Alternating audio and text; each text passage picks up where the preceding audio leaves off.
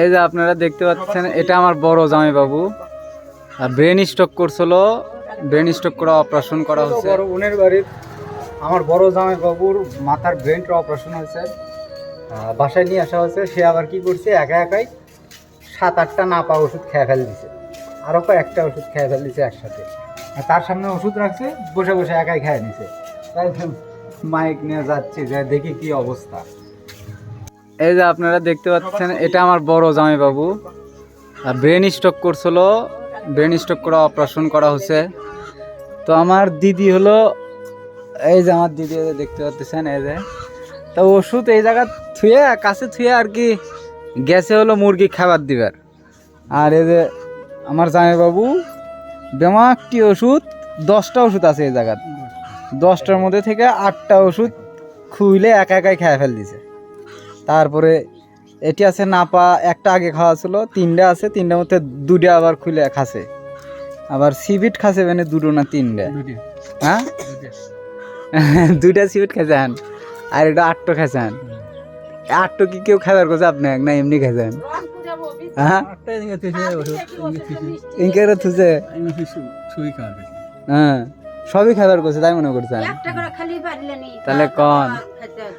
তাহলে কন এই ওষুধগুলো এটি ছুঁয়ে দেওয়া হচ্ছে, মানে ব্রেন অপারেশন করা হচ্ছে, তো মাথা অপারেশন করা হচ্ছে। যাইবো আর বুঝা পারে নাই আসলে কি, মানে ওষুধ আর জল ওই জায়গাতে রাখা আছে, মনে করছে যে সব ওষুধই জানি খাবার করছে।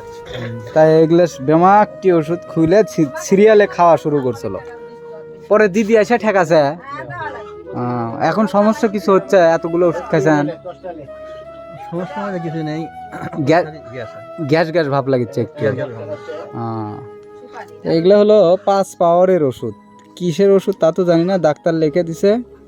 তো এখন দেখা যাক, সমস্যা কিছু হবে না মনে হয়, একটু গ্যাসের ভাবটাই থাকবে।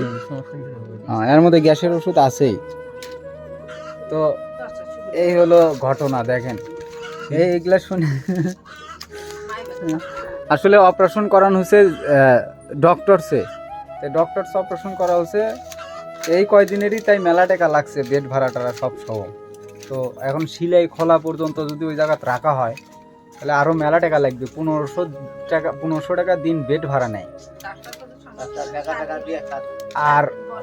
আর হলো যে জায়গাতে অপারেশন করছি, অপারেশনের টাকা তো আলাদা দেওয়াই হয়েছে। আবার যে বেডে অপারেশন করা হয়েছে ওই বেডের আলাদা টাকা 5000 টাকা। ঠিক আছে, কত? 5700। মানে বেডের জন্য, যে বেডে আপনি শোয়া অপারেশন করছে ধরেন, ওটার আপনার আলাদা 5700 দেওয়া লাগবে। আর অপারেশনের টাকা তো আছেই। এখন যাই হোক, এই 1500 টাকা দিন বেড ভাড়া অলরেডি মেলা টাকা পড়ে গেছে। আমার জামাইবাবুকে দেখতে পাচ্ছেন, একটু সাদা সিধা মানুষ, মানে একটা বিশাল বড় ক্ষতি হয়ে গেছিল। তো আমার জামাইবাবুর তো অত টাকা পয়সা নাই, তো এখন অনেক টাকা পয়সা ঋণ করে এই অপারেশনটা করানো হচ্ছে।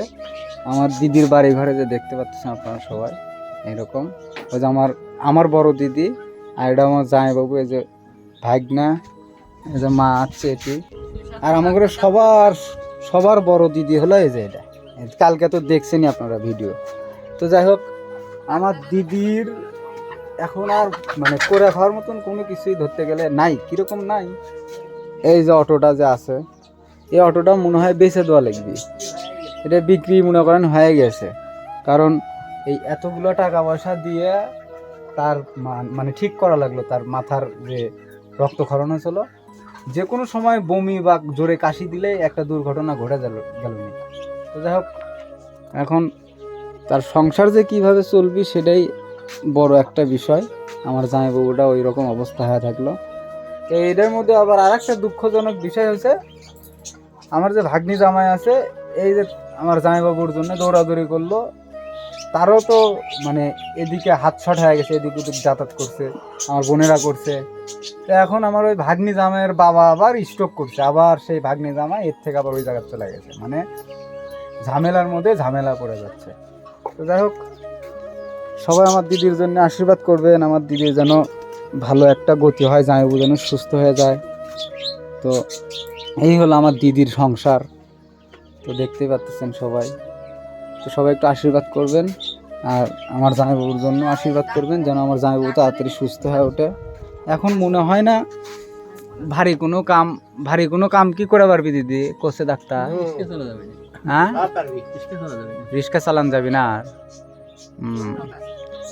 ওই তো এখন আগে সুস্থ হন, তারপরে ভালো একটা ডিসিশন নেওয়া যাবে না। ডাক্তার কি করছে? ও ও হ্যাঁ, আর একটা কথা বলি, ডক্টরসে যে আমার জামাইবাবুর যে পরীক্ষা মানে অপারেশন যে করছে ডক্টরসে আমাদের বগুড়ায়, তো ওখানে হলো সুশান্ত কুমার সরকার, আমি একটা ডাক্তার আছে আমাদের মানে পরিচিতই। তো যাই হোক আমাদের অনেকভাবে সহযোগিতা করছে, অনেক মানে যতটুকু না করলে না ও নিজের থেকে করছে। তো ওই অপারেশনটা সুশান্ত কুমার সরকার ওই স্যারটাই করছে। তো যাই হোক আপনাকে অসংখ্য ধন্যবাদ, আর এতটা সাপোর্ট করার জন্য আমার জামাইবাবুকে যতটা পারছেন সহযোগিতা করছেন। অপারেশন করছে আরও ভালোভাবে নিজে, আর যাই হোক আমার বলেও দিছে যে আগের থেকে অনেক সুস্থ হয়ে যাবে। আমার জামাইবাবুটা আজ থেকে 40 বছর না 30 বছর আগে একটা অ্যাক্সিডেন্ট করছিল, সেই সময় থেকেই রক্তক্ষরণ হয়ে আসলো মাথার ভিতরে। তো ওটার জন্য আমার জামাইবাবুর একটু নাট ঢিল আসলো, মানে একটু লুজ কথাবার্তা, একটু তার ছেঁড়া ভাব আসছিল, মানে কিছু কোলে না সেই কথার উত্তরটা খুব স্লো দিচ্ছিল। তো তারপরেও এই স্ট্রোক টিস্ট্রোক করার পরে আবার ওই ঝামেলাটা বেশি হয়েছিল। এখন অপারেশন করার পরে এখন একটু ভোল্টেজ বাড়ছে আমার জামাইবাবু, তাই না? ভোল্টেজ বাড়ে না যাইবো একবারে 100 ভোল্টেজ বাড়ছে। তো ডাক্তার বলছে যে আগের থেকে অনেক বেশি সুস্থ হবি, কারণ মাথাতে আগেই রক্তক্ষরণ হয়ে গেছিলো, ওগুলার জন্য একটু এরকম আসলো। তো যাই হোক ভালো থাকবেন সবাই, সবাই আমার জামাইবাবুর জন্য আশীর্বাদ করবেন যেন তাড়াতাড়ি সুস্থ হয়ে ওঠে, তার এই সংসারটা যেন ভালোভাবে চলে, সেই জন্য চলাতে পারে। আর আমার এই যে মা আছে, আমার মায়ের জন্য সবাই আশীর্বাদ করবেন। এই যে আমার মা, আর পাগলি মা। আচ্ছা, তো ভালো থাকবেন সবাই, টাটা।